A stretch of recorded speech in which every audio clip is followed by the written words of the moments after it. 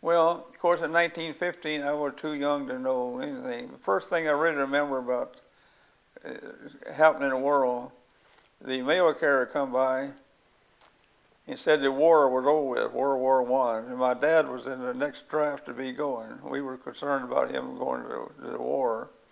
So we were real happy about that he came by and said the war was over with, the mail carrier. So we had no newspapers and no radios or telephones back then. At that time, 50% of the people lived on farms. Now it's 2%. So everything, but all work was done by hand. You had no mechanical equipment. The cows were milked by hand, and all the hay and all the work was done by hand. There wasn't no machinery, horsepower. And you were the horse. I wasn't a horse, but I was behind the horse. You were behind the horse. And that wasn't very good if you were facing north and the wind was blowing, and sometimes you had an odor behind the horse that wasn't too good. We had about 160 acres, which they were small farms back in that part of the country. It wasn't like the Midwest or something like that. They were all small farms. They had one-room schoolhouses very close together, within a walking distance, where the kids could walk maybe a couple of miles with their fathers. They built another one-room schoolhouse and had taught up to the 8th grade through there. And so just one teacher.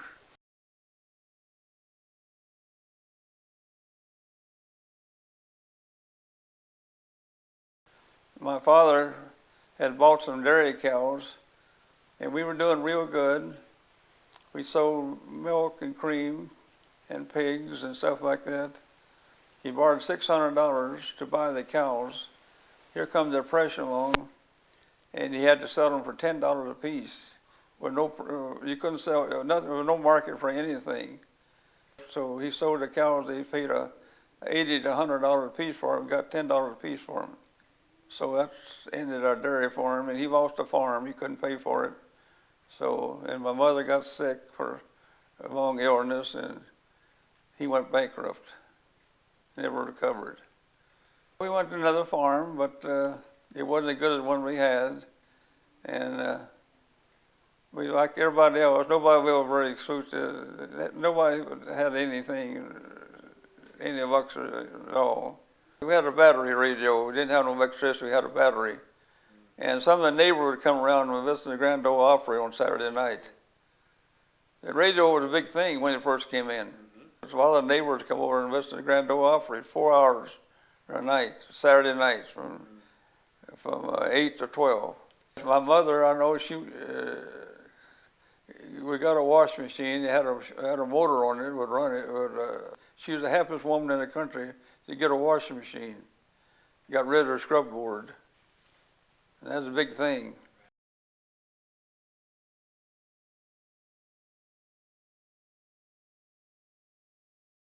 We had a depression.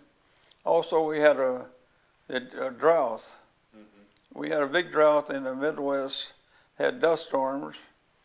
Had a horde of grasshoppers that eat up everything. So the mid part of the country was just a disaster area. All the sandstorms, people were moving out because they come back, the house was covered up in sand. No job, no water, nothing. They had to move out of there. They came to California, and California didn't want them out here. They said, they called everybody an Okie. They said, well, they wanted to stop them at the border. They said, you can't stop people from traveling.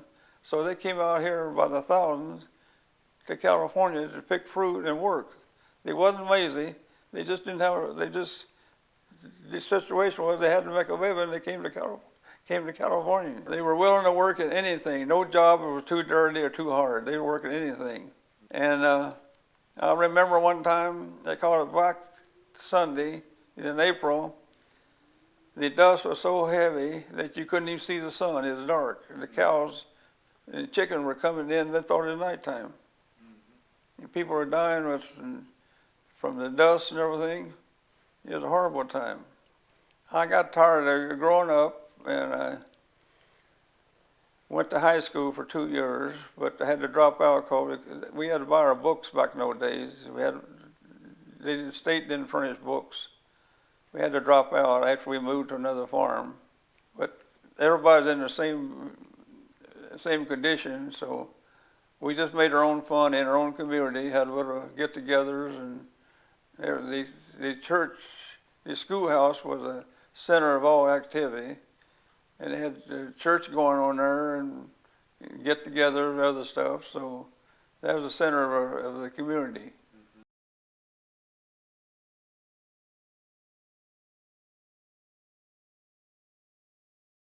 I regret I didn't get to go to college. I would love to finish high school and went to college, but that was an almost impossible dream back in those days.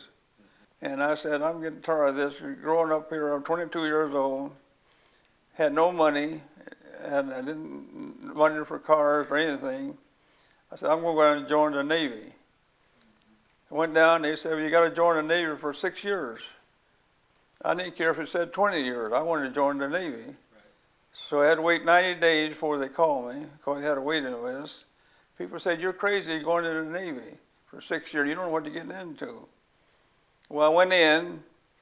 I got on an early group, and they started expanding when the war started picking up and getting into war. They picked out about 10 of us to go to the Naval Air Station out of Alameda to learn to be aircraft mechanics. I stayed there 2 years. And learned and worked in all different shops, and what I learned was come in real handy later on in life. So I really enjoyed it because I had a future there, and had a captain, John McCain, which is the grandfather of the senator from Arizona now. And he come by and he shook our hand. He said, congratulations, I'm glad you joined the Navy. We welcome you here. I want you to get ahead, do your work right, and take your courses and get promoted and make more money. And I want you to learn, and we're glad to have you in the group here. And we all felt that was really something for the captain to come by and say something like that. But he wanted everybody to feel like they belong, and they're in the group, and made them feel at home. So we all appreciate that very much. The country was divided very much so by going to war. They said, let Europeans fight their own war. But here Japan attacked Pearl Harbor. Everybody shut up, and people just started joining the service. When Hitler invaded Poland, we knew eventually we were going to get into the war. No way we were going to, because Hitler was taking over countries, and he seemed like he wanted to take over the world. And when England went into the war, we knew we were going to get in sooner or later. The 30s were very, very rough times to get a job or anything.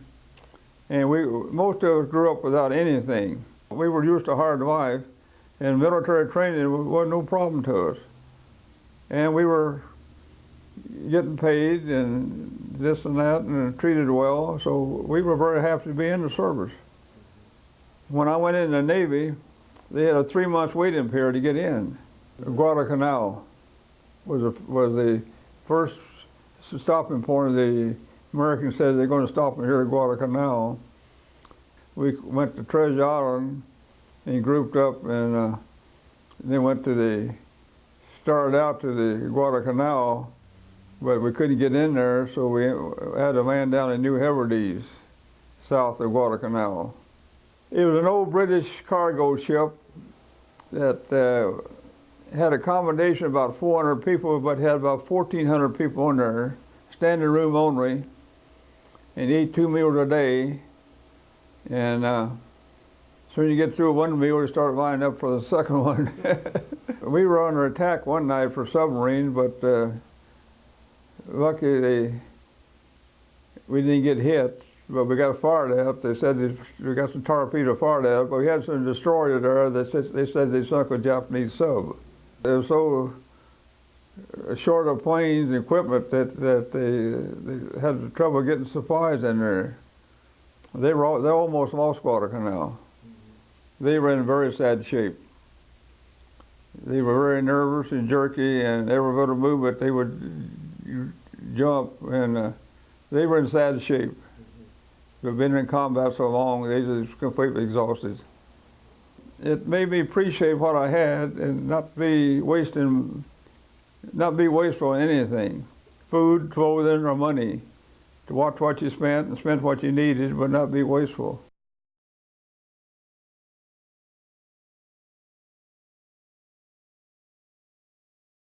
I guess say Roosevelt. I have to say Roosevelt was a favorite president. He put people to work, and a lot of them, and started CC camps, and he done a lot of good, and still had 11 million people though when the World War II started. I have to say he was one of the greatest presidents, I think, because he came in at a very difficult time. He put the banks on a solid footing. The banks at that time wasn't insured by the federal government, but he put them under government insurance. They wasn't going broke anymore. And I seen Eleanor Roosevelt. She came out to visit us, made a stop at the island we were on, and so I didn't get very close to her though. She was surrounded by admirals and captains. Well, I looked up to Admiral Nimitz and Admiral Halsey. They were out. They were the commander-in-chief of. Nimitz was the commander-in-chief of the Pacific Fleet, and Halsey was one of the carrier operators out there. I'd say Nimitz and Halsey, the admirals.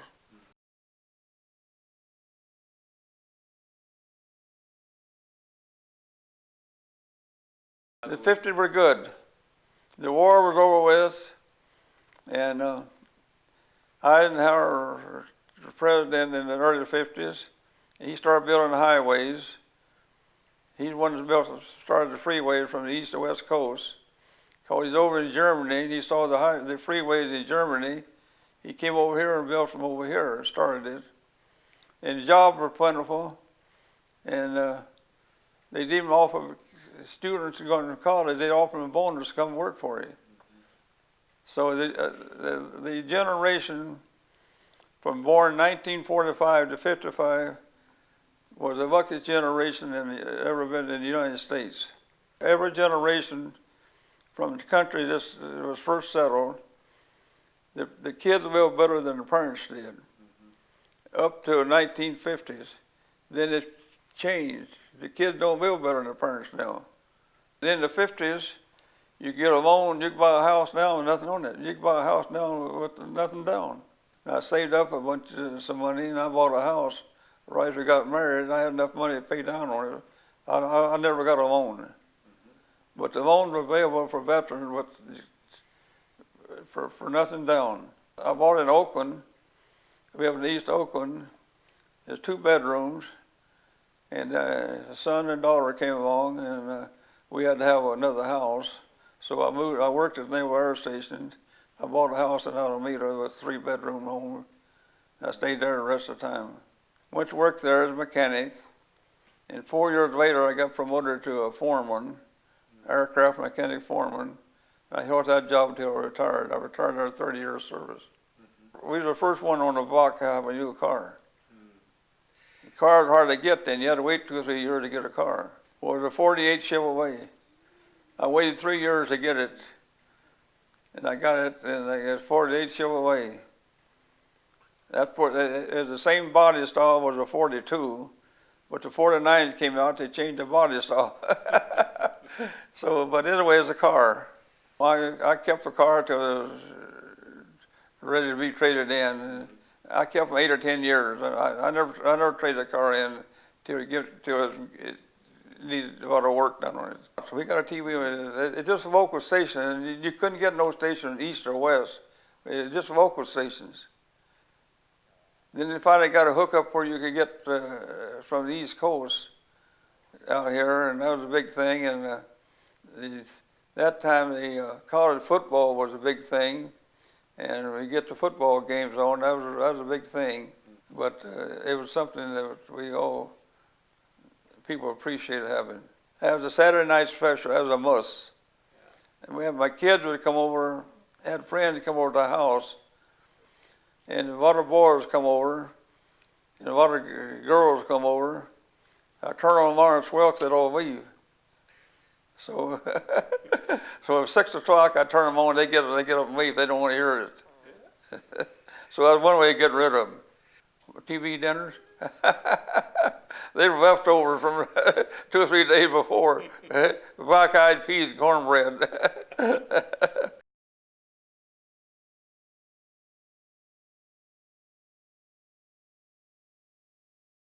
Well, we traveled around about. Wherever we went, we took the kids. We went to the World's Fair in New York. Went to the World's Fair in Spokane, Washington. We went to Yellowstone Park. We traveled all over the country, but we always took our kids with us. So we traveled all over all the states. I've been in all the states except 3. I've never been to Minnesota or Michigan or Wisconsin. All the rest of them I've been in. And I traveled about over the world also. I've been to all the European countries except in Scandinavia, except Norway. I went to Russia, Poland, and Yugoslavia, and Austria, and Italy, and so I've seen almost all the Western world. It was in the 60s, but didn't see no evidence of the war. Everything been rebuilt up, and no rubbish, no nothing. The streets all cleaned up, and the town's all rebuilt. And I was there in 1990. The Berlin Wall came down in 1989. We came back from Russia into East Berlin, into East Russia, East Germany into Berlin, and they still had a section of wall there that they left just to be for a tourist attraction. So, but the wall came down a year before I got there.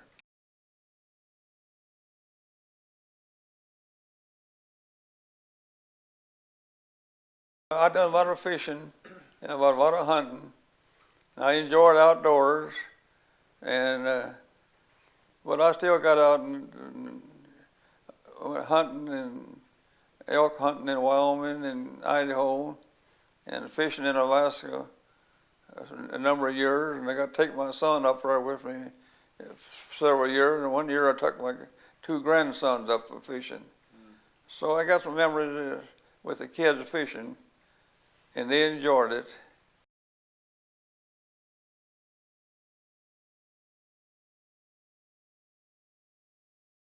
Well, I met her while her sister was married to a Navy man. She's from Denver, Colorado. And I met her out here at a dance in San Francisco. And we got to going together, and war was over, and we decided to get married. She went back to Denver. I went back a few months later, and we got married back in Denver. And we came back out to California to live. She was sick for 54 years. We had 3 years of healthy marriage. The other 54 years, she was under doctor's care. And she's in a rest home for 13 years before she passed away.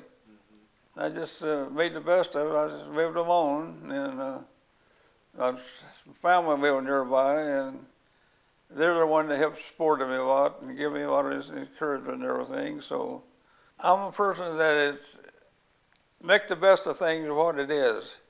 But there's no use sitting here grieving every day that over what happened. That don't bring nothing back. Been in the military, you grew up during the Depression. You grew up not somebody waiting on you, waiting on yourself. You had to take care of yourself. So she got sick and we couldn't travel around together. I just wanted to well, that's the way it is, so I just have to make the best of it. I do what I can, my conscience is clear, and I was going to carry on from there.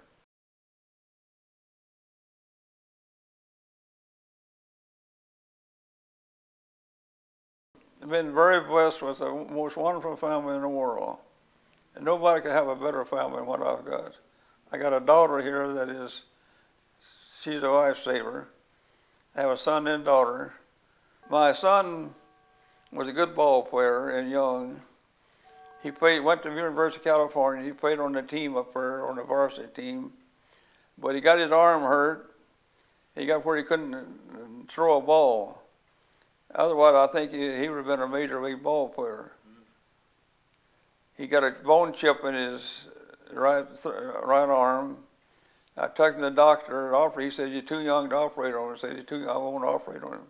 Janice was acting in a lot of things, and so they both grew up good kids. And when they was in grade school, the principal, my wife at that time was active in the PTA, and the principal actor said, "How many children you got?" She says, "Just got two." He said, "It's too bad you don't have some more." Said, "Those are the two best kids in school." She thought that was a real compliment. I had 3 grandkids. None of them didn't smoke. None of them had drugs. And all of them got the good education, master's degrees and bachelor degrees. I had 2 brothers and 2 sisters, and I'm the middle one.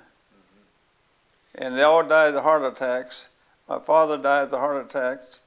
My oldest brother just dropped dead, 61 years old. My youngest sister was 78, and my youngest brother went to sleep. He was 75, and my oldest sister was 95. One thing, I feel sorry for people who don't have a family. Where I'm at is a retirement home, and there's a lot of handicapped people there that got problems, but there's a lot of them that are not, so I feel sorry for them. But I say, I'm the luckiest person in the world to have the family I got, that we still remember each other and help look after each other, and that means a lot when you get up in years. We had a good couple that we used to be friends with, and she didn't want any children because she didn't want to, afraid you're going to lose her shape. She thought she was a model or a movie star. But she thought that, nobody else did. And I belonged to about 6 or 8 different organizations. Yeah. I was very active in most all of them. Yeah. Give them something to do. They're nice people. I appreciate them coming out for my family. I said, I hope you have as good a family as I have and good as friends. And I have a lot of support. And I just say, I had a hard life. I had a good life. And nobody could have a better family than what I got.